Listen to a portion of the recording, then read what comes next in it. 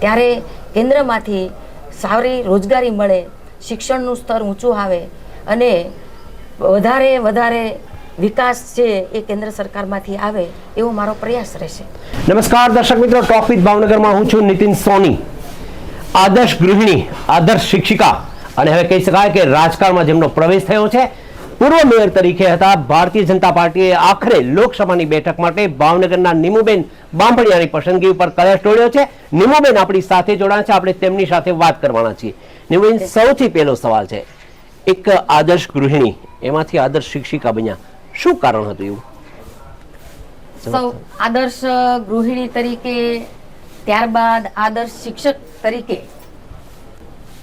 વિદ્યાર્થીઓના મૂલ્ય અને આદર્શ વિદ્યાર્થી ક્યારે બને તો કે એમાં મૂલ્ય શિક્ષણ હોય ત્યારે. એ હેતુથી દીકરીઓ છે એ ભણે, બે કુટુંબોને તારે અને શિક્ષિત હશે તો દરેક ક્ષેત્રે દીકરીઓ આગળ વધે, એ હેતુથી મારી શિક્ષકની પણ સફર શરૂ થઈ.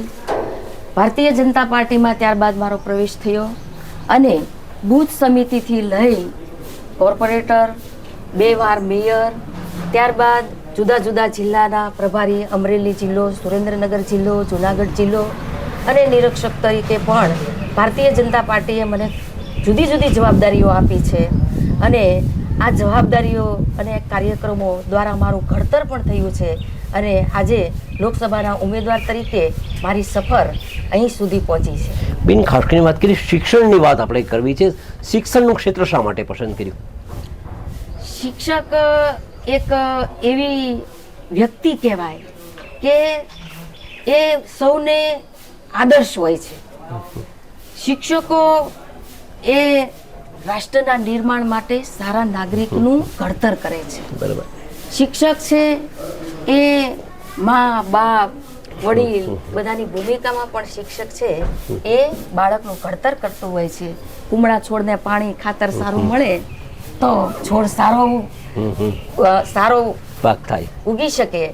એમ આપણા પણ બાળકોનું સારા રાષ્ટ્રના નિર્માણ માટે, મૂલ્યવાન રાષ્ટ્રના નિર્માણ માટે, સારા વિચાર માટે, સારા પરિવાર માટે, સારા સંસ્કાર માટે બાળકનું શિક્ષણ આપણે આપીએ ત્યારે મૂલ્યવાન શિક્ષણ, મૂલ્યનિષ્ઠ શિક્ષણ આપીએ ત્યારે બાળકોનું સારું ખૂબ ઘડતર થતું હોય છે. બેન, ખાસ કરીને ભારતીય જનતા પાર્ટીએ લોકસભાની બેઠક માટે આપની પસંદગી કરી છે. ફરી એક વખત નારીશીની જે પસંદગીની વાત થઈ છે, સ્ત્રીઓ અત્યારે પુરુષ સમોવડી બની છે, પછી રાજકીય ક્ષેત્ર હોય, ઇન્ડસ્ટ્રીયલિસ્ટ કે ગમે હોય. વાત કરવી છે એટલા માટે કે ભાવનગર છેવાડાનું ગામ છે, અન્ય મહાનગરનો જે વિકાસ નથી તો એવી એક વર્ષોથી આ વાત ચાલી છે. શું કરશો આના માટે આપ? દેશના સૌથી લોકપ્રિય પ્રધાનમંત્રી નરેન્દ્રભાઈ મોદી સાહેબ, અમારા રાષ્ટ્રીય અધ્યક્ષ આદરણીય જેપી નડ્ડા સાહેબ, અમારા ગૃહમંત્રી અમિતભાઈ શાહ, અમારા કેન્દ્રીય મંત્રી મનસુખભાઈ માંડવિયા સાહેબ, પ્રદેશના અધ્યક્ષ CR પાટીલ સાહેબ, મૃદુ અને મક્કમ મુખ્યમંત્રી અમારા ભૂપેન્દ્રભાઈ પટેલ, સૌ મારા પ્રદેશના રાષ્ટ્રીય નેતૃત્વ, શહેર સંગઠન, જિલ્લા સંગઠને મને આ જવાબદારી આપી છે તે બદલ હું આભાર વ્યક્ત કરું છું. બેન, ખાસ કરીને ભાવનગરમાં અનેક ઇન્ડસ્ટ્રીયલિસ્ટો છે. ડાયમંડ ઇન્ડસ્ટ્રીની વાત કરીએ છીએ, અલંગ શિપ બ્રેકિંગ યાર્ડની વાત કરતા હોય છે. છેલ્લા લાંબા સમયથી કંઈક ને કંઈક મંદીનો માહોલ છે. આ ઉદ્યોગોને વેગ મળે અથવા સતત ચાલતા રહે એના માટે આપનું શું રહેશે? ભારતીય જનતા પાર્ટીના નેતૃત્વમાં, નરેન્દ્રભાઈ મોદી સાહેબના નેતૃત્વમાં સૌનો સાથ, સૌનો વિકાસ, સૌનો પ્રયાસ આ મંત્રને લઈને ચાલ્યા છીએ. યુવાન હોય, મહિલા હોય, આદિવાસી હોય, ખેડૂત હોય, કિસાન હોય, આ દરેક ક્ષેત્રે લોકોને વિકાસના ફળ મળે એ ભારતીય જનતા પાર્ટીનો મુખ્ય અહેમ છે. ભાવનગર જિલ્લાની વાત કરીએ તો ભાવનગર જિલ્લાની અંદર કેન્દ્ર સરકારમાંથી આવતા પ્રોજેક્ટો, ખાસ કરીને અલંગ છે, રોરો ફેરી છે, હાઈવે છે, રેલવે કનેક્ટિવિટી, એર કનેક્ટિવિટી, આ બધાની અંદર ખૂબ ભારતીય જનતા પાર્ટીએ કામ કર્યું છે, નરેન્દ્રભાઈ મોદી સાહેબે કામ કર્યું છે. ત્યારે કેન્દ્રમાંથી સારી રોજગારી મળે, શિક્ષણનું સ્તર ઊંચું આવે અને વધારે વિકાસ છે એ કેન્દ્ર સરકારમાંથી આવે એવો મારો પ્રયાસ રહેશે. બેન, ખાસ કરીને ભાવિ પેઢીની આપણે વાત કરતા હોય છે, રાજકારણથી દૂર થતી હોય છે. યુવા સૌથી વધુ છે આપણા દેશમાં, યુવા શક્તિ માટે. એમના માટે મેસેજ શું આપનો? યુવા આપણા દેશની અંદર એમની સંખ્યા ખૂબ સૌથી વધુ છે. અત્યારે નરેન્દ્રભાઈ મોદી સાહેબને યુવાઓ બહુ ચાહે છે. યુવાનો માટે ઉચ્ચ શિક્ષણ પ્રાપ્ત થાય, દીકરીઓ માટે બેટી બચાવો બેટી પઢાવો આ મંત્ર સાથે નરેન્દ્રભાઈ મોદી સાહેબે કામ કર્યું છે. યુવાનોને રોજગારી મળે, યુવાનોની સ્કિલ ડેવલપ માટે અનેક પ્રોજેક્ટો આવ્યા છે, સ્ટાર્ટઅપ. તો આ બધા દ્વારા યુવાનોને આજે ખૂબ શિક્ષણ મળ્યું છે, દરેક ક્ષેત્રે જવા માટે પ્લેટફોર્મ મળ્યું છે, રોજગારી મળી છે અને યુવાઓ છે એના દરેક ક્ષેત્રે વિકાસ થાય એવું ભારતીય જનતા પાર્ટીની સરકાર, નરેન્દ્રભાઈ મોદીની સરકારે ખૂબ પ્રયાસ કર્યા છે અને આજે યુવાન ખૂબ ઊંચાઈએ પહોંચ્યો છે. બેન, ખાસ કરીને વાત કરીએ ભાવનગરની પ્રજા નીમુબેન બાંભણિયાને મત શા માટે આપશે? ભારતીય જનતા પાર્ટીના નેતૃત્વમાં અમને અમારા અનેક આગેવાનો દ્વારા ખૂબ વિકાસના કામો થયા છે. કોરોના જેવા કપરા સમયની અંદર, સંકટના સમયે ભારતીય જનતા પાર્ટીનો કાર્યકર લોકોના ઘરે પહોંચ્યો છે. આખો દેશ થંભી ગયો હતો, દુનિયા થંભી ગઈ હતી.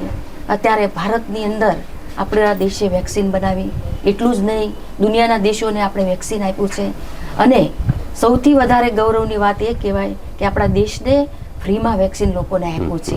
એટલું જ નહીં, સંકટ સમયે રોજગારી નહોતી ત્યારે લોકો ભૂખ્યા ન સૂવે એના માટે 80 કરોડ કરતાં પણ વધારે લોકોને અન્ન આપીને આપણે એમને ભૂખ્યા નથી રાખ્યા.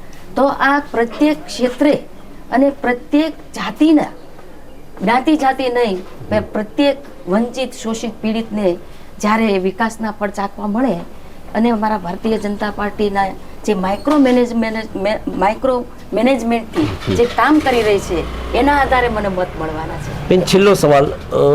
ઇન્ડિયા નામે ગઠબંધન થયું છે કોંગ્રેસ અને આમ આદમી પાર્ટી. એમણે પણ કોળી સમાજમાંથી આવેલા ઉમેદવારને મૂક્યો છે. આપ પણ કોળી સમાજમાંથી આવો છો, ટક્કર રહેશે એવું માનો છો? ઇન્ડી ગઠબંધન એ ગઠબંધન જ દર્શાવે છે કે આપણી સામે કોઈ પ્રતિસ્પર્ધાઓ નથી. ભારતીય જનતા પાર્ટીના વિકાસને લઈને ભારતીય જનતા પાર્ટીના સૌ આગેવાનોએ, કાર્યકર્તાઓએ જે પરિશ્રમની પરાકાષ્ઠા કરી છે, પ્રત્યેક લોકો સુધી પહોંચવાનો પ્રયત્ન કર્યો છે, લોકોનું જીવન ઉચ્ચ આવે, લોકોને રોજગારી મળે અને સામાન્ય વ્યક્તિને અને જે પણ જગ્યાએ વિકાસથી વંચિત છે એવા લોકોને વિકાસ મળે ત્યારે હું ટક્કર માનતી નથી. ભારતીય જનતા પાર્ટીના દરેક ઉમેદવારો ખાસ કરીને 26 સીટ 5 લાખ કરતાં પણ વધારે લીડથી જીતશે એવો અમને પૂરો વિશ્વાસ છે. દર્શક મિત્રો, આ હતા ભારતીય જનતા પાર્ટીના લોકસભાની બેઠકના ઉમેદવાર નીમુબેન બાંભણિયા. સ્પષ્ટપણે કહ્યું છે દેશમાં જે વિકાસનો મંત્ર ચાલી રહ્યો છે તેનું અનુકરણ છે ભાવનગરમાં થયું છે. ભાવનગરનો પણ વિકાસ થશે. વિકાસ અને રોજગારી સૌથી મહત્વની બાબત રહેશે. આશા રાખીએ છીએ નીમુબેનનો વિજય થાય અને ફરી એક વખત તેમના ઇન્ટરવ્યુ માટે આપણે મળીશું. ત્યાં સુધી રજા આપશો.